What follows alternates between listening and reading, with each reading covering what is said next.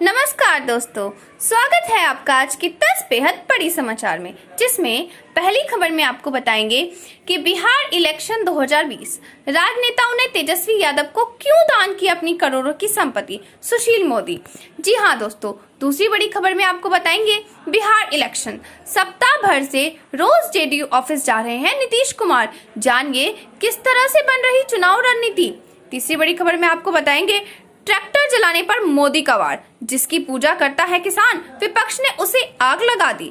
जी हाँ दोस्तों, लेकिन खबर में आगे बढ़ने से पहले आप सभी पीएम मोदी के साथ हैं और आप लोगों को लगता है कि बिहार चुनाव में बीजेपी और जेडीयू की सरकार बनेगी, तो आप अभी इस वीडियो को लाइक कीजिए, फ्री में सब्सक्राइब करके घंटी बजाइए, कमेंट में लिखिए जय हिंद। और दोस्तों, आप सभी को क्या लगता है बिहार का कौन बनेगा मुख्यमंत्री, कमेंट करके जरूर बताएं और इस वीडियो को ज्यादा से ज्यादा लोगों तक शेयर करें। रुक करते हैं पहले खबर की तरफ। बिहार इलेक्शन 2020 राजनेताओं ने तेजस्वी यादव को क्यों दान की अपनी करोड़ों की संपत्ति, सुशील मोदी। जी हाँ दोस्तों, बिहार के उप मुख्यमंत्री सुशील कुमार मोदी ने विपक्ष के नेता तेजस्वी यादव से पूछा है कि क्या पार्टी के टिकट और मंत्री बनने के एवज में कांति सिंह और रघुनाथ झा ने पटना और गोपालगंज के करोड़ों रुपयों की कीमत के 3 मंजिला और 2 मंजिला मकान उनके नाम दान नहीं कर दिया था। आपने तो टिकट देने और मंत्री बनने के एवज में करोड़ की संपत्ति हासिल कर अपनी बेरोजगारी दूर कर ली, क्या आप बिहार के युवकों को भी इसी तरह की कोई टिप्स देने वाले हैं? सुशील मोदी ने पूछा कि क्या यह सच नहीं है कि लालू प्रसाद मई 2004 में यूपीए एक सरकार में रेल मंत्री बने। इसके मात्र 7 माह बाद 6 जनवरी 2005 को कांति सिंह ने तेज प्रताप और तेजस्वी यादव को पटना शहर के चितकोड़ा स्थित अपनी 9.39 डिसमिल जमीन और उसमें बना 3 मंजिला मकान गिफ्ट कर दिया। क्या कांति सिंह ने टिकट पाने और मंत्री बनने के लिए करोड़ों की संपत्ति दान नहीं की? इस प्रकार क्या मंत्री बनने के लिए ही 18 जून 2005 को रघुनाथ झा ने गोपालगंज में राष्ट्रीय राजमार्ग 28 से सटी अपनी करोड़ों की संपत्ति महज 8,75,000 रुपए कीमत बताकर नाबालिग तेज प्रताप और तेजस्वी यादव के नाम नहीं कर दी? आखिर 3 कट्ठा 2 धूर और 10 धूर की राष्ट्रीय राजमार्ग किनारे की जमीन और उसके 5,000 वर्ग फीट में सारी सुविधाओं से सुसज्जित 3 मंजिला मकान एक राजनेता ने दान क्यों कर दिया? क्या तेजस्वी बताएंगे कि इन राजनेताओं ने अपनी संपत्ति खुशी से दान की या उन्हें टिकट पाने व मंत्री बनने की मजबूरी में ऐसा करना पड़ा? रुक करते हैं अगली खबर की तरफ। बिहार इलेक्शन सप्ताह भर से रोज जेडीयू ऑफिस जा रहे हैं नीतीश कुमार, जानिए किस तरह से बन रही चुनाव रणनीति। जी हाँ दोस्तों, बिहार विधानसभा के लिए सभी दल अपनी तरफ से पूरा जोर लगाए हैं। चुनावी रणनीति के साथ साथ नेता अपने उम्मीदवारों का फीडबैक ले रहे हैं। इस बीच मुख्यमंत्री और जेडीयू के राष्ट्रीय अध्यक्ष नीतीश कुमार सप्ताह भर से रोज पार्टी कार्यालय जा रहे हैं। 6 से 7 घंटे तक वहीं रुककर नेताओं से विधानसभा चुनाव की तैयारियों पर चर्चा कर रहे हैं। सोमवार को तो नीतीश कुमार पार्टी दफ्तर में 9 घंटे तक रुके और कई विधायकों व पार्टी कार्यकर्ताओं से भी मिले। पार्टी से जुड़े नेता बताते हैं कि नीतीश कुमार खुद एक सीट के बारे में जानकारी लेते हैं। सीट बंटवारे पर भी उनकी नजर है। सोमवार को दोपहर 12 बजे ही नीतीश कुमार प्रदेश जेडीयू मुख्यालय पहुंचे थे। कुरपरी सभागार स्थिति अपने कक्ष में उन्होंने पार्टी के प्रमुख नेताओं संग लगातार विधानसभा चुनाव को लेकर दल की तैयारियों पर चर्चा की। विश्वस्त सूत्रों के मुताबिक चर्चा पूरी तरह राजनीति पर केंद्रित रही। उन्होंने कई क्षेत्रों में प्रत्याशी और वहां जेडीयू संगठन की तैयारियों का भी फीडबैक लिया।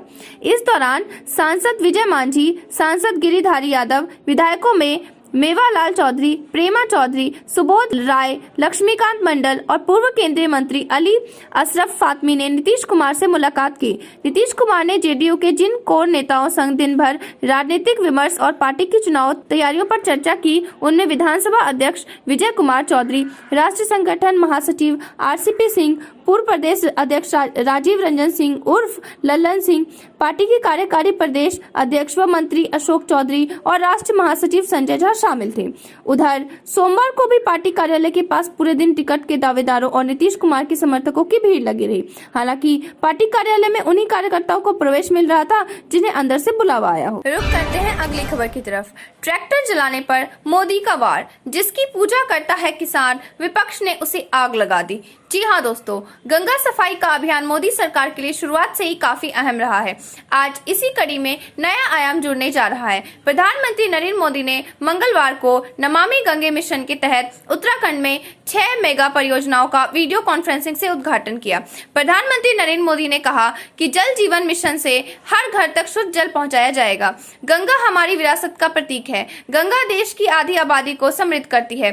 पहले भी गंगा की सफाई को लेकर बड़े अभियान चलाए, लेकिन लेकिन उनमें जन भागीदारी नहीं थी। अगर वही तरीके अपनाते तो गंगा साफ न होती। साफ पानी को लेकर पीएम ने कहा कि अब उत्तराखंड में 1 रुपए में पानी का कनेक्शन मिल रहा है। मोदी बोले कि पहले दिल्ली में फैसले होते थे, लेकिन जल जीवन मिशन से अब गांव में ही फैसला हो रहा है। पीएम ने कहा कि विरोध करने वाले किसानों को आजाद नहीं होने देना चाहते हैं। किसान जिनकी पूजा करता है उसे ही आग लगाई जा रही है। पीएम मोदी ने कहा कि देश में एमएसपी रहेगी और विपक्ष जो एमएसपी पर दावा कर रहा है वो झूठा है। पीएम मोदी बोले कि अब गंगा जल में गंदे पानी को गिरने से रोका जा रहा है। ये प्लांट भविष्य को देखते हुए बनाए गए। साथ ही गंगा के किनारे बसे 100 शहरों को खुले में शौच से मुक्त किया। गंगा के साथ सहायक नदियों को साफ किया जा रहा है। पीएम ने कहा कि नमामि गंगे के तहत 30,000 करोड़ से अधिक योजनाओं का काम चल रहा है। पीएम ने कहा कि पहले उत्तराखंड में 130 नाले गंगा में गिरते थे, लेकिन अब इन्हें रोक दिया गया। प्रयागराज कुंभ में गंगा की सफाई लोगों ने सराहा और अब हरिद्वार कुंभ के लिए भी आगे प्रयास हो रहे हैं। मोदी बोले कि अब किसानों को जैविक खेती की ओर आकर्षित किया जा रहा है। साथ ही मैदानी इलाकों में मिशन डॉल्फिन से मदद मिलेगी। पीएम ने कहा कि पहले पैसा पानी की तरह बहता था, लेकिन सफाई नहीं होती थी। अब पैसा ना पानी में बहता है और ना पानी की तरह बहता है। रुक करते हैं अगली खबर की तरफ। बिहार चुनाव 2020, बीजेपी ने विपक्ष पर साधा निशाना। बिहार में हंसिया, हथौड़ा और लालटेन का युग समाप्त। जी हाँ दोस्तों, भाजपा नेता पथ निर्माण मंत्री नंद किशोर यादव ने कहा है कि बिहार में चुनावी बिसात बीत चुकी है, लेकिन विपक्षी दलों को बिसात पर खड़े करने के लिए मोहरे नहीं मिल रहे। वे जुगाड़ टेक्नोलॉजी में लगे हैं। जुगाड़ के सुरमाओं के भरोसे जंग फतह का देख रहे हैं, लेकिन बिहार को जुगाड़ी नहीं, डबल इंजन की गाड़ी चाहिए। सोमवार को जारी बयान में मंत्री ने कहा कि सभी जानते हैं कि इस चुनाव में लालटेन ऐसा बुझने वाला है कि फिर उसमें घोटाला, जातिवाद और परिवारवाद का चाहे कितना भी तेल डाले जलने वाला नहीं। वाम दल पर कहा कि जब विपक्षी दलों की फसल ही सूख चुकी है तो भोथरे, हंसिया और बेकार हथौड़े का क्या काम। वैसे भी अब हंसिया, हथौड़ा और लालटेन का युग समाप्त हो गया है। बिहार में हार्वेस्टर से कटनी होती है और हर घर एलईडी बल्ब की रोशनी है। नंदकिशोर यादव ने विपक्षी दलों पर तंज कसते हुए कहा कि लालटेन छाप के कुछ बड़बोले नेता दूसरे दलों के नेताओं के स्वागत को उतावले हैं, जो अपने दल के नेताओं की इज्जत उतारने में कोई कसर नहीं छोड़ते। उन्हें अब बाहर के लोग अच्छे लगने लगे हैं। यह सब दिखावा और छलावा है। जिन्होंने उनकी पार्टी को सींचा, उनको तो अपमानित करने में कोई कसर नहीं छोड़ी। अब दूसरे को स्वागत करने के लिए माला लेकर खड़े हैं। ये माला लेकर बुलाते रहे, लेकिन इनके पास कोई जाने वाला नहीं। रुक करते हैं अगली खबर की तरफ। बिहार इलेक्शन, तेजस्वी के 10 लाख सरकारी नौकरी के वादे पर जेडीयू का पलटवार। गिनाई 15 साल में हुई भर्तियां। जी हां दोस्तों, राजद नेता एवं नेता प्रतिपक्ष तेजस्वी यादव के 10 लाख युवाओं को पहली कैबिनेट में सरकारी नौकरी देने के फैसले का वादा करने पर जेडीयू ने पलटवार किया है। प्रदेश जेडीयू के मुख्य प्रवक्ता संजय सिंह ने पूछा है कि बताएं 15 साल के राजद शासन में कितने लोगों को नौकरी दी गई। आरोप लगाया कि तेजस्वी यादव अब दिन में ही सपना देखने लगे हैं। सरकार बनेगी तब ना नौकरी देंगे। दिवस पर्व में आदमी इसी तरह की बहकी बातें करता है। संजय सिंह ने कहा कि राजद शासन में 1990 से 2005 तक लोक सेवा आयोग द्वारा मात्र 19,538 पदों पर नियुक्तियां हुई। 15 साल में 146 पुलिस उपाधीक्षक, 1146 सब इंस्पेक्टर की पहली बहाली की गई। 15 परिचारी और 7,354 सिपाही की बहाली हुई। 1990 से 2005 तक मात्र 35,499 शिक्षकों का नियोजन हुआ था, लेकिन नीतीश सरकार द्वारा 15 साल में 1,53,100 लोगों को सरकारी सेवक की स्थायी नौकरी दी गई, जिसमें पुरुष 95,150 और 36,785 महिलाएं शामिल हैं। बिहार लोक सेवा आयोग में 16,557 नौकरियां दी गई, जिसमें 4,881 प्रक्रियाधीन है। कर्मचारी चयन आयोग में कुल 64,436 लोगों को नौकरियां दी गई, जिसमें 17,810 प्रक्रियाधीन है। तकनीकी सेवा आयोग में 21,946 लोगों को नौकरियां दी गई। बिहार पुलिस अवर सेवा आयोग में 1209 पुरुष और 753 महिलाओं को नौकरी दी गई।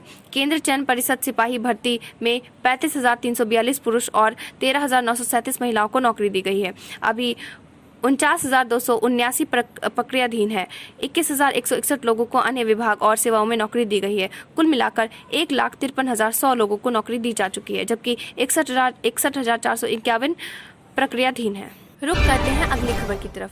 बिहार बीजेपी चुनाव प्रभारी देवेंद्र फडणवीस बोले, विधानसभा चुनाव में सोशल मीडिया की अहम भूमिका।